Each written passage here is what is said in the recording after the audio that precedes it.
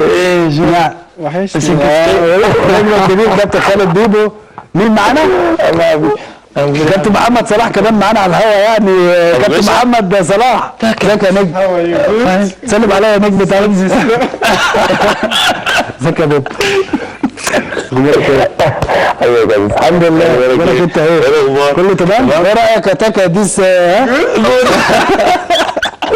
يعني الحقيقه مفاجاه احنا حبينا نوريها لكم يا جماعه على الهوا، لان يعني اوتاكا وكابتن خالد بيبو النهارده يعني لما شاف الحلقه قال لي انا من شويه لقيتهم بيكلموني بيقولوا لي خالد بيبو بره عايز يسلم على اوتاكا، دخلوه على الهوا يسلم على اوتاكا على طول. يعني اعتقد ان مفاجاه جميله يا كابتن خالد، ودايما مشرفنا منورنا. معانا كابتن محمد صلاح. طب فين هو؟ هتقولنا كمان بعد كده يعني كابتن محمد كل جوال اللي بنعملها ليه؟ طبعا اسامه انا سعيد موجود معاك النهارده يعني.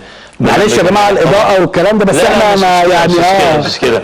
طبعا سعيد باوتاكا وان هو جه مصر تاني، وصديق كان شخصيه محترمه جدا، وبيننا حاجات كتير قوي جوه الملعب وذكريات كلها جميله جدا. وانا سعيد جدا يعني اول ما سمعت الخبر ان اوتاكا هيرجع تاني مصر ويلعب مع النادي الاسماعيلي، انا شخصيا انبسطت. وهو على فكره انا في ذكريات كتير قوي ان انا لو قعدت احكي لكم هاخد وقت البرنامج حبيبي. بس انا حبيت ارحب بيه. انا عايز بس افكره بحاجه صغيره.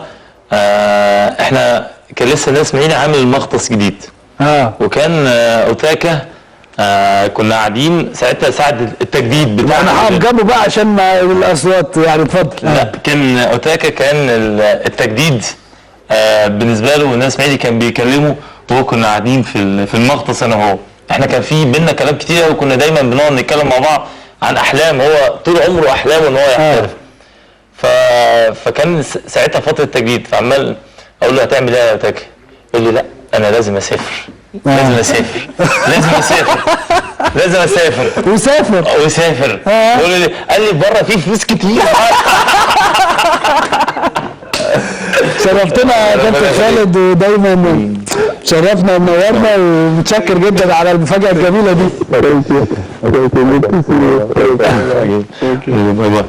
شكرا يا كابتن خالد، شرفتنا طبعا. كابتن خالد بيبو يعني اولا احنا على الهوا كده احنا حبينا نكون طبيعيين مع حضراتكم، نطلع معاكم على الهواء مباشره. كابتن محمد صلاح معانا ولا